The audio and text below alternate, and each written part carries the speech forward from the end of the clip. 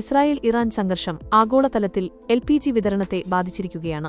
ഇന്ത്യയുടെ LPG ഇറക്കുമതിയുടെ 90% കടന്നുപോകുന്ന Persian ഗൾഫിലെ ഹോർമുസ് കടലിടുക്കിലെ തടസ്സമാണ് ഈ ക്ഷാമത്തിന് പ്രധാന കാരണം. ന്യൂഡൽഹിയിലെ കരോൾബാഗിൽ താമസിക്കുന്ന അക്ഷയ് ദുബെ മിഡിൽ ഈസ്റ്റ് യുദ്ധം ആരംഭിക്കുന്നതിന് തൊട്ടുമുമ്പ് ഫെബ്രുവരി 28-നാണ് തന്റെ പക്കൽ ആവശ്യത്തിന് LPG ഉണ്ടെന്ന് ഉറപ്പുവരുത്തിയത്. എന്നാൽ ഗ്യാസ് വിതരണം തടസ്സപ്പെടുകയും ഏജൻസികൾക്ക് മുന്നിൽ ക്യൂ നീളുകയും ചെയ്തതോടെ കാര്യങ്ങൾ മാറിമറിഞ്ഞു. ഇടയ്ക്ക് മുത്തച്ഛൻ മരിച്ചതോടെ ഏപ്രിൽ 10 നിശ്ചയിച്ച ശവസംസ്കാര ചടങ്ങിൽ 400ഓളം പേർക്ക് ഭക്ഷണം നൽകേണ്ടി വന്നത് അദ്ദേഹത്തെ കടുത്ത പ്രതിസന്ധിയിലാക്കി.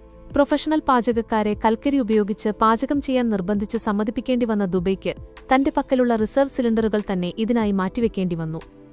ദുബൈയുടെ കുടുംബം ഒരു വലിയ ചടങ്ങിനായി പാടുപെടുമ്പോൾ സാധാരണക്കാരായ പല ഇന്ത്യക്കാരും ദൈനംദിന ആവശ്യങ്ങൾക്കുള്ള ഇന്ധനത്തിനായി വലിയ ബുദ്ധിമുട്ടാണ് അനുഭവിക്കുന്നത്. സിലിണ്ടറുകൾക്കായി ഒരാഴ്ചയിലേറെ കാത്തിരിക്കേണ്ടി വരുന്ന സാഹചര്യത്തിൽ പല കുടിയേറ്റ തൊഴിലാളികളും വിറകും പരമ്പരാഗത അടുപ്പുകളും ലഭ്യമായ തങ്ങളുടെ ഗ്രാമങ്ങളിലേക്ക് മടങ്ങുകയാണ്.